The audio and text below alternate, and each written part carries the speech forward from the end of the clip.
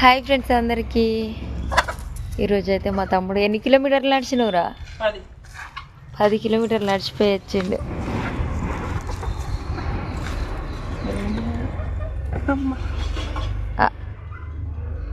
ఆ పాల కోసం పోయినావా? పాల కోసం పోయినా పోకున్నా కానీ పోవాలి తోటలకి తప్పకుండా. ఇగో బండి పెట్టి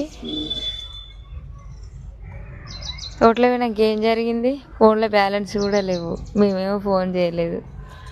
వర్షం పడింది, బర్రెలు ఉన్నాయా లేవో కూడా తెలియదు.